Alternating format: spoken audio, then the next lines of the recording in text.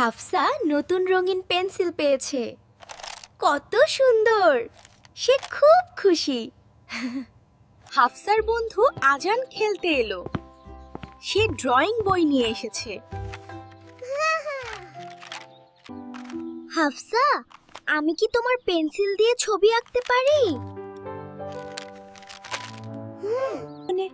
না, এগুলো আমার, তুমি ব্যবহার করতে পারবে না। আজান দুঃখিত হয়ে চলে গেল। তার ড্রয়িং বই খালি রইল।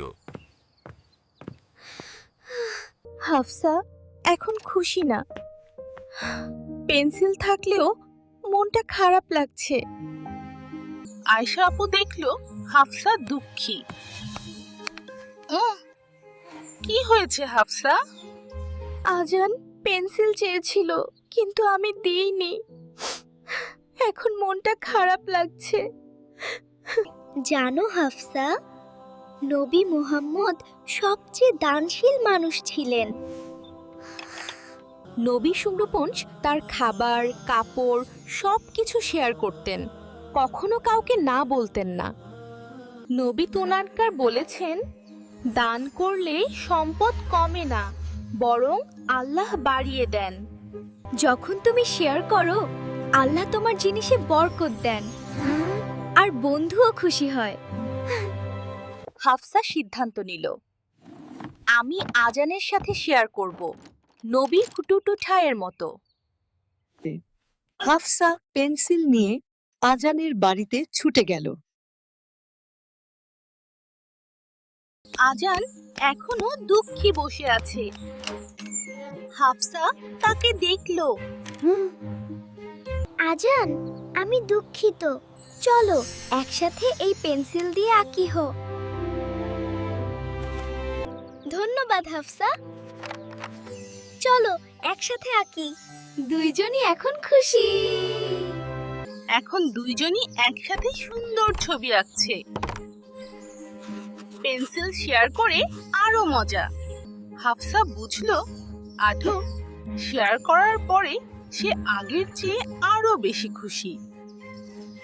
আমরাও আঁকবো।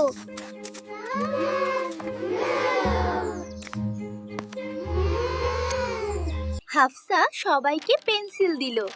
এখন সবাই একসাথে আঁকছে। কি সুন্দর!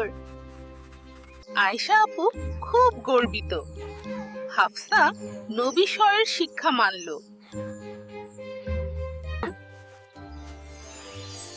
হাফসা সবাইকে বলল কিভাবে শেয়ার করে সে আরো খুশি হলো। আল্লাহ যখন দেখেন তুমি শেয়ার করছো, তিনি তোমাকে আরো বরকত দেন। হাফসা বুঝলো, আনো যত বেশি শেয়ার করবে তত বেশি খুশি হবে। এটাই আল্লাহর নিয়ম।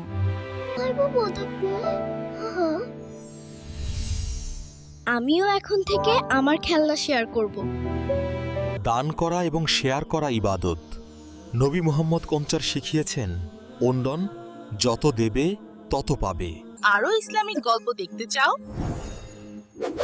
সাবস্ক্রাইব করো। পরের পর্ব, আরাশ ধৈর্য শেখে। মিস করো না। মনে রেখো, সবার সাথে শেয়ার করো। নবী সায়ের মতো দানশীল হও। আসসালামু আলাইকুম।